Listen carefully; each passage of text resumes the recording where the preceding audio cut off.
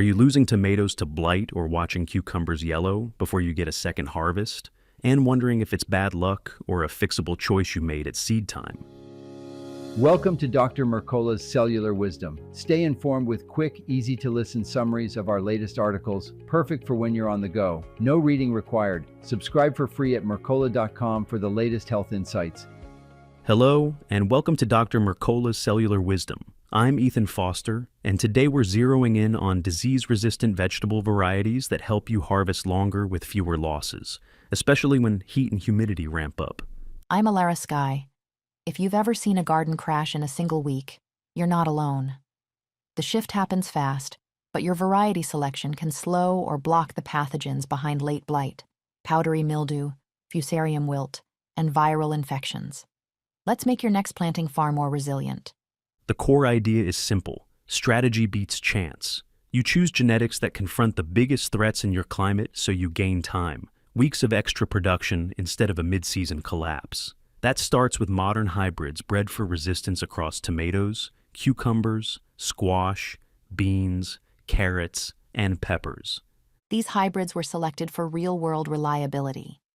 Tomatoes like mountain merit stand against fusarium wilt, gray leaf spot, and tomato spotted wilt virus.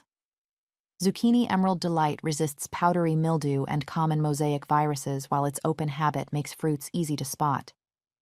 Indigo rose tomato brings anthocyanins and holds up against powdery mildew and late blight, so you keep both color and continuity. Harvest logistics matter too. Bolero carrots planted in summer can come ready by fall and store through winter, with resistance to bacterial blight and powdery mildew. Compact cucumbers like Spacemaster 80 handle downy mildew and mosaic virus while fitting small beds or containers. Determined tomatoes such as mountain merit can be timed in successions, so you plan multiple flushes instead of one brief peak. Why this works comes down to selective breeding.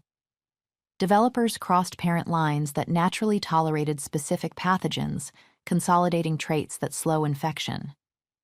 You aren't buying invincibility, you're buying time, enough to turn a single flush into a steady run of baskets. Hybrids aren't the only road.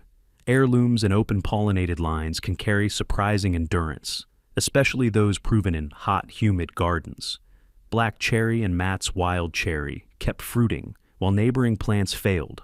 Homemade pickles cucumber outlasted powdery mildew long after other cucumbers quit, giving steady crunch with lasting vines.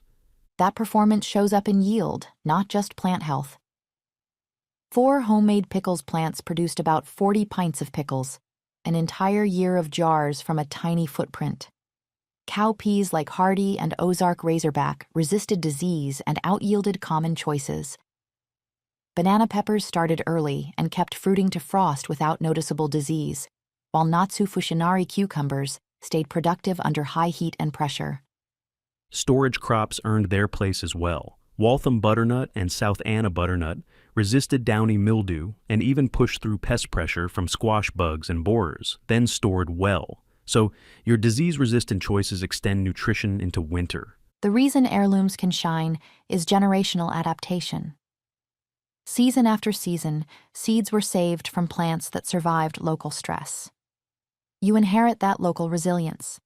When you save seeds from standouts, homemade pickles cucumber, provider beans, Tam jalapeno, you reinforce traits that match your microclimate and build a self-sustaining seed supply. Choosing smarter means reading resistance like a map. Resistant doesn't mean immune. Infection can still happen if the pathogen is present, but resistant plants stay productive longer.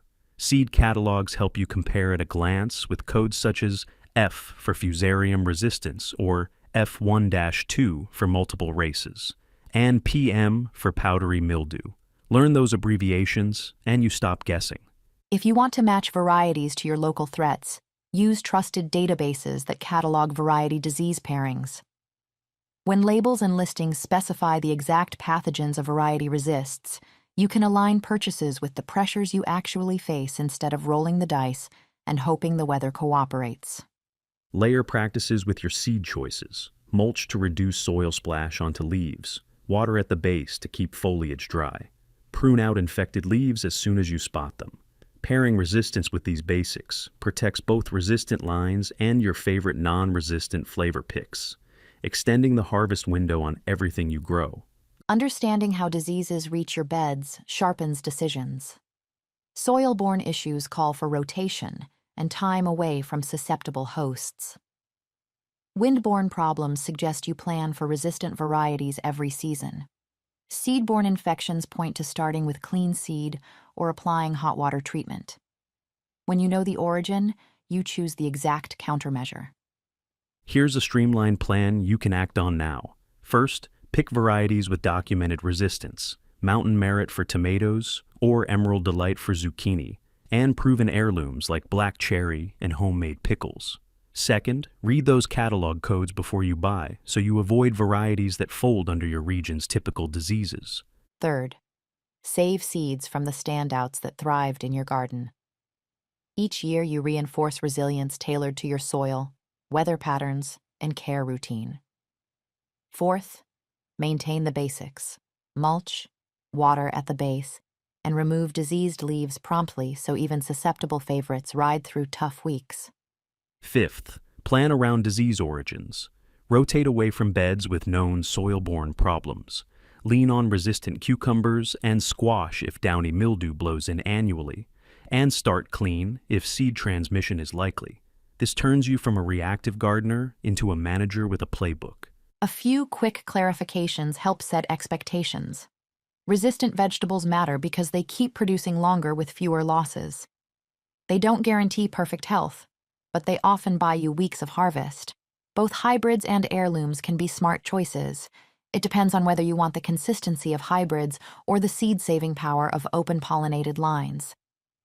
If you're unsure which varieties match your local pressures, decode the resistance abbreviations on tags and cross-check with reputable variety disease lists. Then combine resistance with mulching, base watering, pruning of infected leaves, rotation where needed, and seed saving from your strongest plants.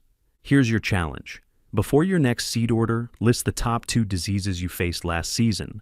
Pick at least 3 varieties with stated resistance to those problems, and commit to mulching and base watering from day 1. You'll reduce stress, extend your harvest window, and keep more of what you grow. Thank you for watching Dr. Mercola's Cellular Wisdom. We'll see you on the next episode. Thanks for watching. Subscribe now and click the notification bell so you never miss an update. See you in the next video.